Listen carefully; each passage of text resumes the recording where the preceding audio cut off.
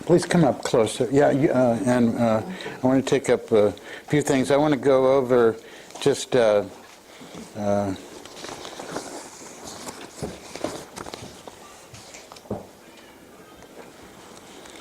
want to go over a little bit about, because I know a few people sometimes have to go. Huh? Hand them out. You can hand these out, yeah. These are the practice assignments. They're not that different from what we've done before. There are some things I have changed. I'd like to go, just go over it now and see if there are any questions about it. One thing I ask people to do is to, extend the period of meditation from 15 minutes to 20 minutes. I think that everybody's ready to do that.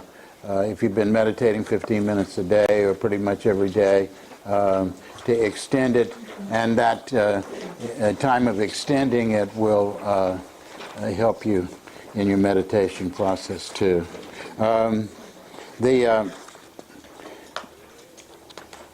The other thing was that I changed was I'm going to giving you a different wazifa to do before practice, to do Ya Fatah 33 times instead of Ya Raqib.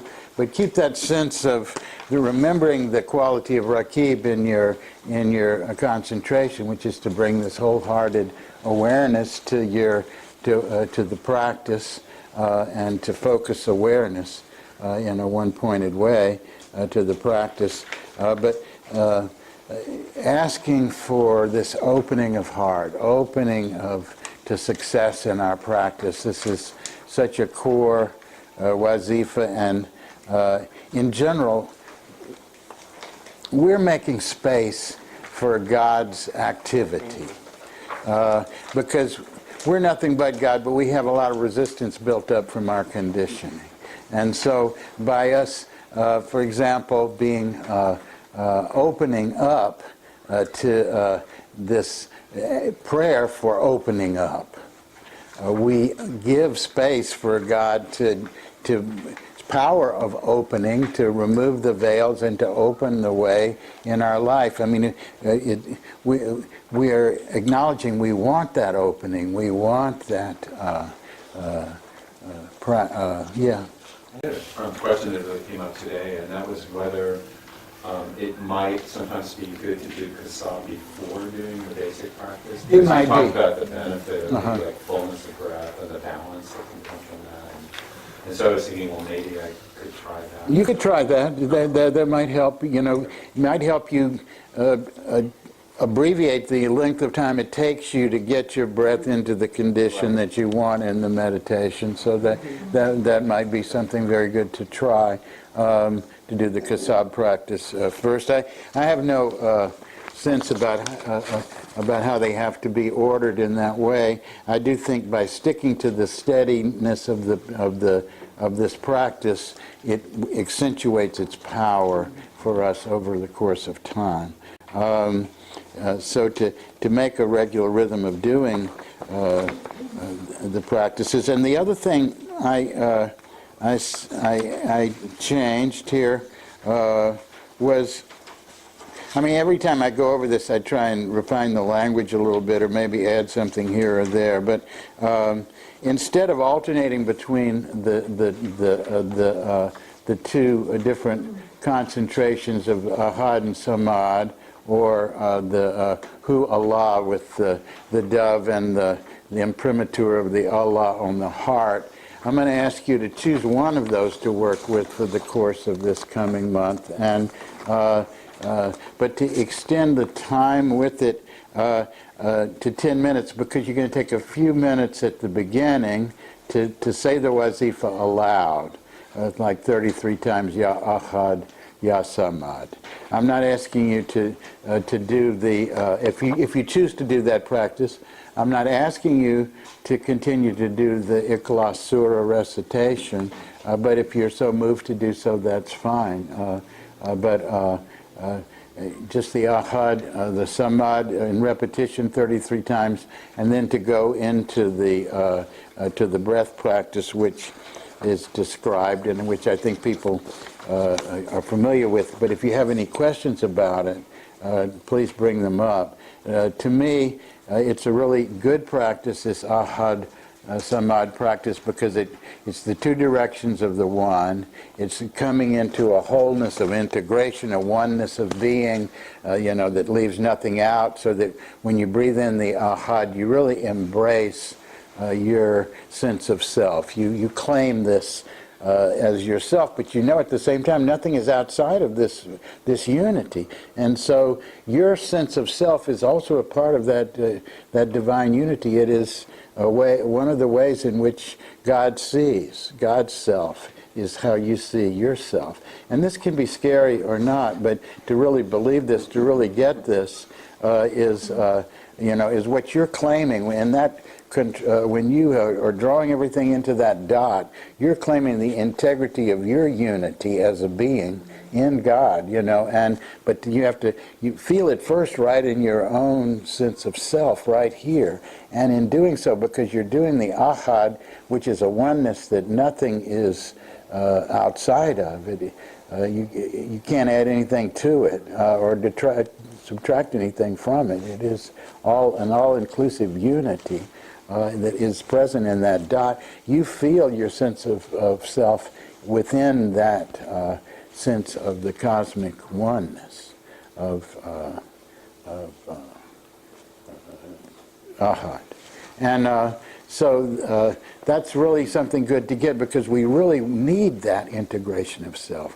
We can't just dwell in a place of boundlessness unless we're living in a cave somewhere and we have a life of a hermit, and then we can do that, and then somebody is kind enough to bring us food, or if they don't, we fast that day. So that's in that realm you can continually dwell in that place where there is no self awareness, so to speak. You're gone in the allness. But in the midst of everyday life, which is what the Sufi's goal is, to do retreat and then to return to everyday life, then we need this sense of self to operate. But we want it to be integrated. We want it to be connected with Source. We want to have a sense of it that it's not isolated, and that it is a part of that cosmic unity, but it is experienced right here, just in the very way we see and hear and feel and touch things. So then as we're dissolving into the samad, that is another sense of merging with that oneness that is unending, world without end, as the scripture says, as it was in the beginning, world without end, that the boundlessness, as you approach the horizon, it keeps on retreating. So that's the samad. You're continuously effacing in that eternal only being. But then you return to that unity of being. And ahad, when you consider ahad in and of itself, there's no place for samad. But because there's nothing outside, you see. But that's what the very source says. Allahu ahad, Allahu samad. God is both ways. This oneness as in both of these forms, and that's the way to really know the one, is to know it as this unity of the integrated center, which is nothing is left out of, and the unity of the boundless, all-pervading reality. So in terms of the other one, I'm interested in, again, we'll begin with 33 repetitions of Hu Allah, Hu Allah, Hu Allah, Hu Allah, Hu Allah, Hu Allah, Hu Allah. And you can begin to do this kind of visualization of it as you intone it. And then as you go into the breath practice, to hear the sound of the breath as the hu, as the inner dove of peace, of descending, the breath of the Divine Spirit descending. And then you're the vehicle for its emanation from your heart into all the manifest world, your relationships.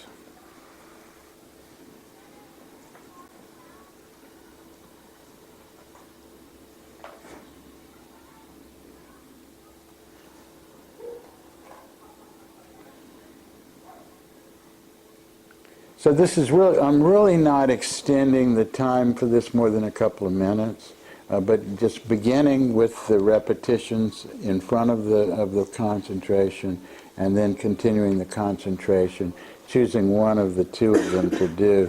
The other practices we're pretty much settled in on, which has to do with taking some time to walk in nature with the in breath with toward the one. And what I added here was to be aware of both poles of this practice, the pole of attraction, the pole of expression, and to see when in yourself what you need to, what is asking, whether you should accentuate one or the other more when you're doing this practice in the midst of your life.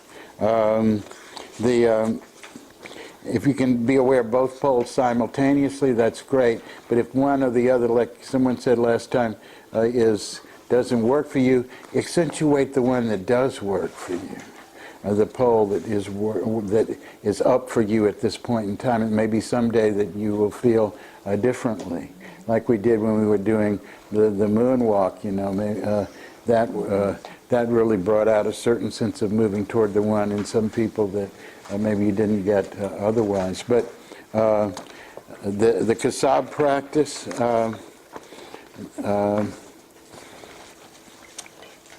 has an effect, and I think it's worthwhile to keep doing for a few more months, and then we're going to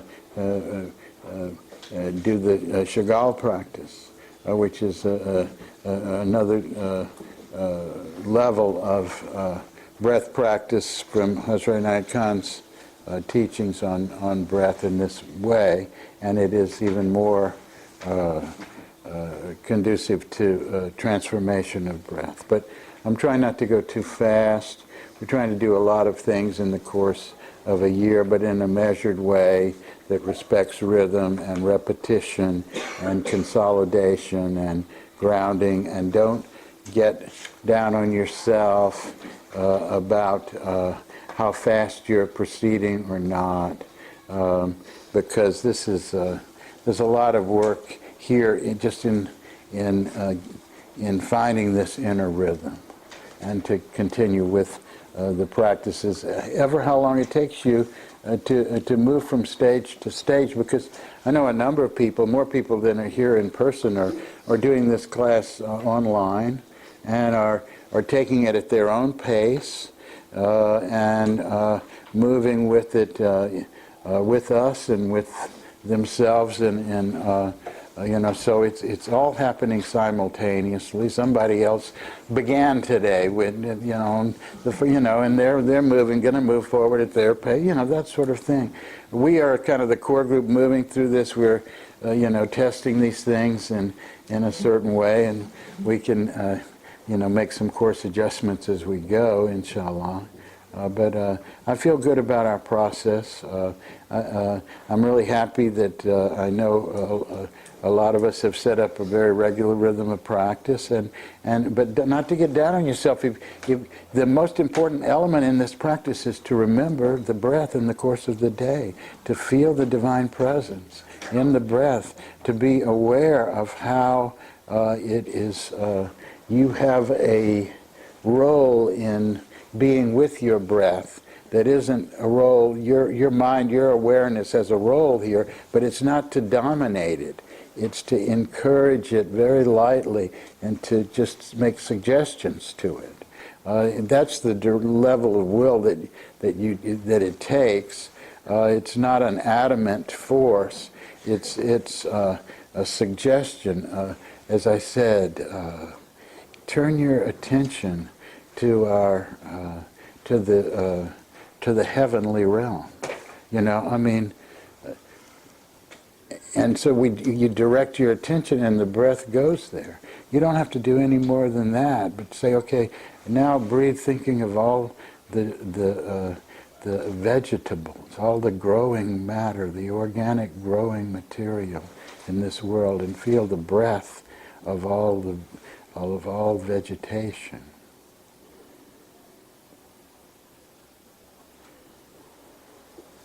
And your breath goes right there. I mean, you don't have to do very much. You just have to cultivate your respect for it, and and it just needs to encouragement and say, okay, look, this is too short. We need to extend this. We're holding on to something here. Let's let go. Or in a similar nature, it's not an act of where you wear yourself out trying to make things happen with your will. It's riding lightly in the swing of the breath, and then just saying, okay, I think I'll give it a little push here. And I'm going to push the swing, so it's going to, the arc of the swing is going to be a little fast. Or maybe I'll drag my feet a little bit here, to slow it down. Or I will feel the air, and I'll feel the breeze, and I'll feel, the lightness of being as I swing up, I mean, that at that level of involvement with breath, where it's play, where it's light, where it's suggestive, where consciousness is not a heavy drag on it, but it participates, because it's just that place where it interacts and participates where mastery is developed from in relation to this practice. But we have the idea of mastery as, somebody with a big sword, and it's not necessarily so. The sword comes up at the levels of concentration, or that insistence is where we insist on maintaining our focus and not being distracted. There, when we're distracted, we don't fight it, we just bring it back. 100 times we bring it back again, but we are not going to allow ourselves to just call ourselves sitting in meditation and just have our mind wander. And if we do, then we just say, okay, well, blessed on all those realms that my mind wandered in. May everything that lives in those spheres receive benefit. All these people I thought about, all these things, these whatever. Let it all. It's kind of like dreaming. It's kind of like a dream state when you're just kind of dreamily sitting, and your thoughts are just coming and going, and you're meditating. Something is happening, but that's where you want to insist on the one-pointedness. Until you know that you're able to maintain one-pointedness in the face of the tendency of the mind to become distracted. Then, when you have confidence of that, then allow at a certain point in your concentration, I mean, now we've merged with the illuminated soul. Okay, turn it over to them and just go with being a part of it. You see, or for example, now I'm concentrating on the Sufi symbol, and I can hold it clear, and I can feel all the elements of it as a oneness, and without being distracted. Now I let go of it and let it fly in the inner world, do whatever it wants to do, morph into whatever it wants to morph into, grow into a phoenix, or whatever it wants to become. You see, now it's not just the mind getting away from us, it's our own creative imagination being launched through concentration. So this is where you do apply your your determination really strongly is at the basic core of your practice, not to get distracted, to be one-pointed, to keep coming back to it when you do get distracted, and not to waste time blaming yourself or wondering why this happened or that happened. Just bring back the focus.